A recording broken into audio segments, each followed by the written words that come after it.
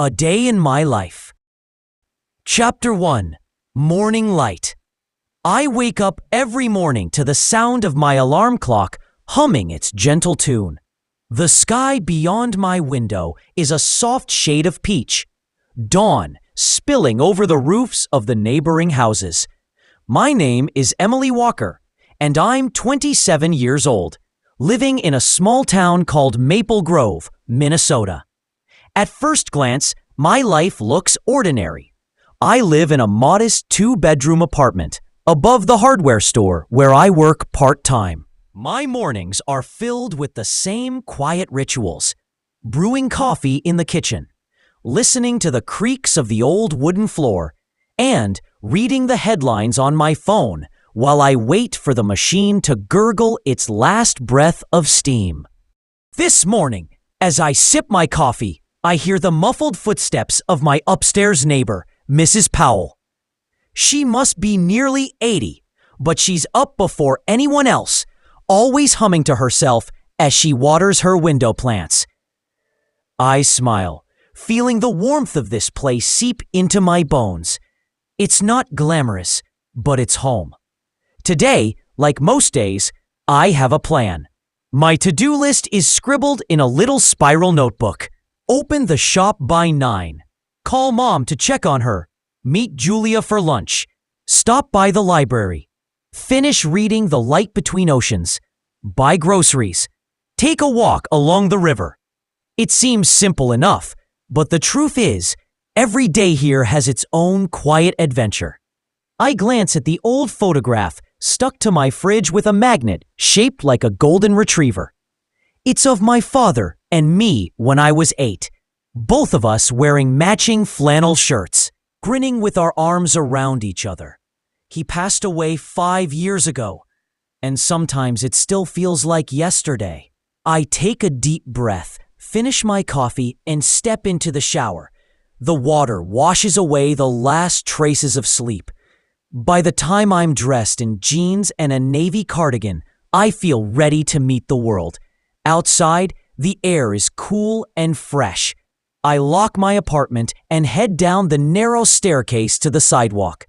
The shop is only a block away, and I can already see the bright red awning fluttering in the breeze. Chapter 2. The shop. The Maple Grove hardware store has been around since 1951. Some of the shelves are so old, the varnish is nearly gone.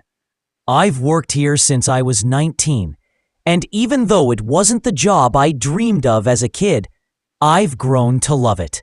Today, I unlock the front door and flick on the lights. The shop smells faintly of sawdust, metal, and fresh paint. I open the cash register and pull the metal gate up over the entrance. Sunlight pours in through the big glass windows, warming the counters. A few regular customers stop by before 10. Mr. Clark needs nails and masking tape. Mrs. Ramirez asks about garden shears.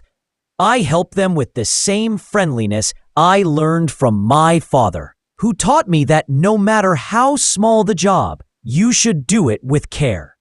Between customers, I check the inventory and restock the display of small potted succulents. They're the owner's idea. He believes hardware stores should feel welcoming, and I agree. Around 11, the bell over the door rings, and Julia steps in. She's my best friend since high school. Her blonde hair is pulled into a loose bun, and she wears a blazer over her floral dress. "Hey, Em," she says, "lunch today?" "You bet." "Good. I have gossip." I laugh. "Of course you do." She browses the aisles while I finish helping a customer choose paintbrushes. Julia's always been the more outgoing of the two of us. She works as an event planner, constantly on the move, collecting stories everywhere she goes. At noon, I lock up for my break, and we walk 2 blocks to the Maple Grove Cafe. Chapter 3. Lunch and Memories. The cafe is busy, filled with the chatter of locals catching up over sandwiches and steaming mugs. We find a small booth near the window. "So, what's this gossip?" I ask, unwrapping my turkey and avocado sandwich. "Michael's back in town," she says, her eyes wide, and nearly choke on my bite. "Michael? As in—" "Yes, Michael Bennett, your high school crush." I haven't thought about Michael in years. He'd been the star of our senior class, charming, funny, with a smile that made me feel dizzy. But he'd left for college in Boston, and life had carried us both in different directions. "Why's he back?" "His mom's sick. He's staying to help her." I sip my iced tea, trying not to show how unsettled I feel. It's silly. I'm not a teenager anymore. Julia tilts her head, studying me. "You're thinking about him." "No, I'm not." "You are." I sigh. "Maybe a little." She grins. "Well, you should call him. See how he's doing." I shake my head. "I don't even have his number. Facebook exists, Emily." I roll my eyes, but promise nothing. After lunch, we walk back together, passing the town square where kids are playing tag near the fountain. A banner flaps in the wind. Maple Grove Summer Festival, July 22nd. Julia nudges me. "You should go this year. You always skip it." "Maybe," I say, though I know I probably will. Back at the shop, she hugs me goodbye. "Don't overthink everything. You deserve good things." When she leaves, her words linger in my mind. Chapter 4. Afternoon Hours. After Julia goes, the shop is quieter. The lunch rush fades, and I have time to catch up on inventory paperwork. I sit behind the counter with my laptop and the old ledger the owner insists on keeping, handwritten notes and all.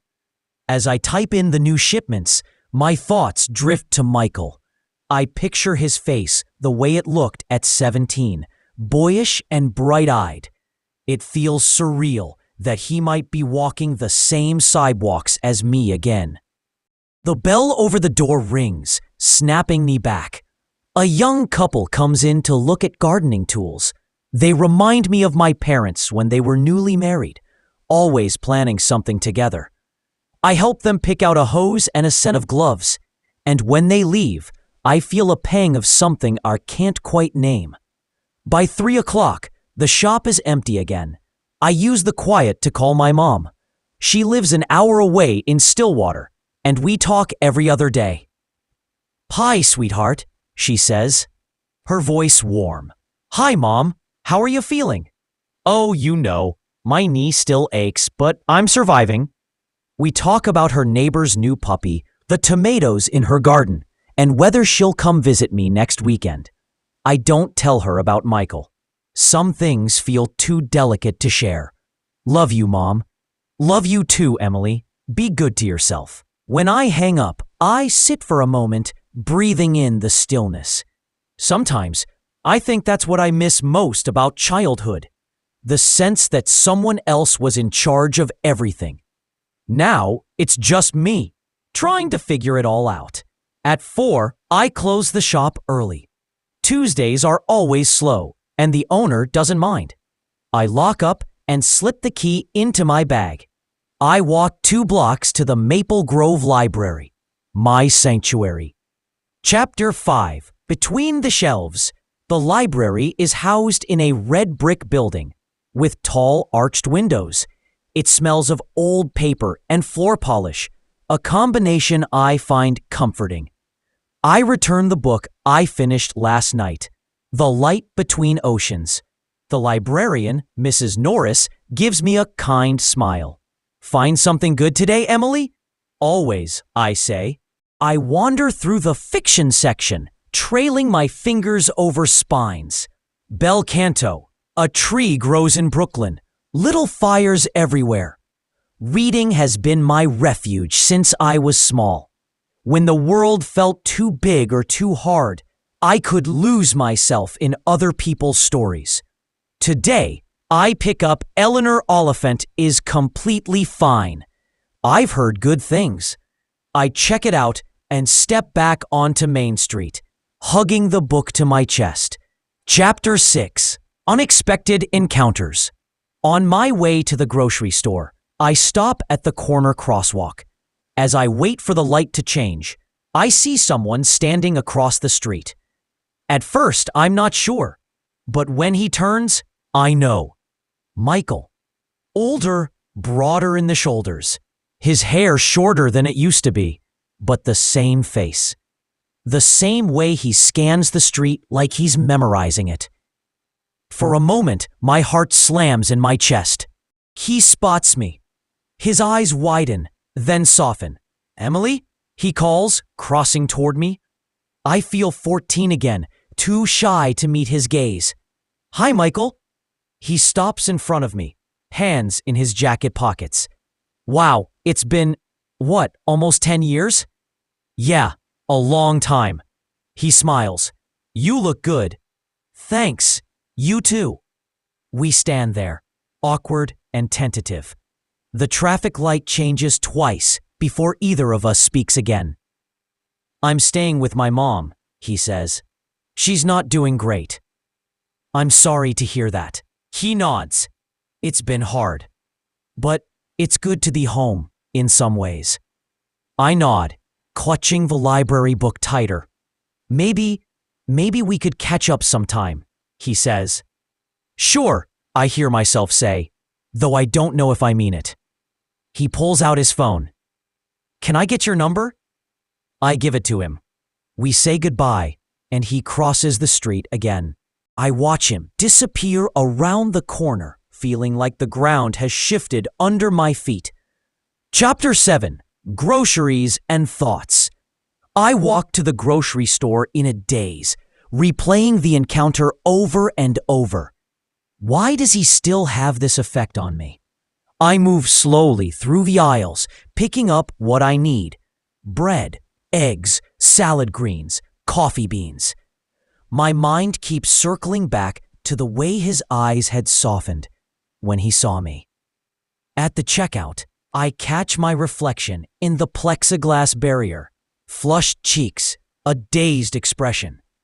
"Big plans for tonight?" the cashier asks cheerfully. "Just reading," I say. Outside, the air has cooled, and the wind carries the scent of cut grass and distant rain. As I walk home, I remind myself that nothing has to come of this. People run into old friends all the time. It doesn't have to mean anything. But in my chest, something fragile and hopeful is fluttering. Chapter 8: Evening Walk. After dropping off the groceries in my apartment, I decide to take a walk by the river, like I planned. The trail runs behind the town library and curves along the Willow River, shaded by trees and dotted with benches. It's my favorite place to think.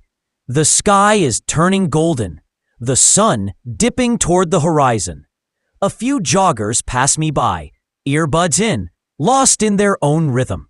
Ducks float lazily on the river, and somewhere in the distance, someone plays an acoustic guitar. I find an empty bench and sit down. My mind drifts again to Michael. 10 years ago, he was the one boy who made me feel seen. We never dated, never even got that close, but he was kind to me when I was a quiet, bookish girl in a school full of noise. When he left, I told myself it didn't matter. I had a life to build, goals to chase. But now that he's here, the past feels fresh again. I watch the sky change from gold to rose, then lavender. The breeze plays with my hair, and for a long moment, I feel deeply calm. This life I have, it's small, quiet, sometimes lonely, but it's mine. I've built it piece by piece. Maybe that's enough. Maybe it's also just the beginning. Chapter 9: messages, and memories. When I get back home, the apartment is dim. I flip on the lamp and set the groceries away. My phone buzzes. Michael, it was good to see you today. Hope you're well. I stare at the message for a long time. Then, without overthinking, I type back, "Me, you too." It felt nice to see a familiar face. He replies almost instantly, "Michael, maybe we could grab coffee sometime this week." I hesitate. Then I smile. "Me, sure. Thursday afternoon? Michael, perfect. Can't wait." I set the phone down, my heart skipping. Then I settle into my old armchair with the new book and a cup of tea. Outside, the streetlight flickers on.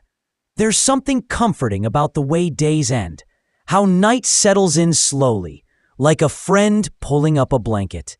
Chapter 10, Before Sleep. By 10 o'clock, I'm in pajamas, brushing my teeth, while the wind rattles the windows gently. I think about all that happened in just one day. Morning coffee and old photographs, laughs with Julia at the cafe, helping customers with garden tools, talking to Mom, seeing Michael again. It wasn't extraordinary by the world's standards, but to me, it felt full. My life might not be a movie or a best-selling novel, but it's mine, rich with quiet joys, small surprises, and the slow unfolding of something I might not fully understand yet. I crawl into bed, tuck the covers under my chin, and whisper a prayer of gratitude for this life, for this day, for whatever comes next. Epilogue. The next morning. The alarm rings again at 7 a.m. I stretch, rub my eyes, and reach for the notebook on my nightstand. Today's list. Open shop by 9. Finish inventory. Text Julia. Coffee with Michael at 4 p.m. Take another walk by the river. I smile. Another ordinary day with its own possibilities. I get up and start again.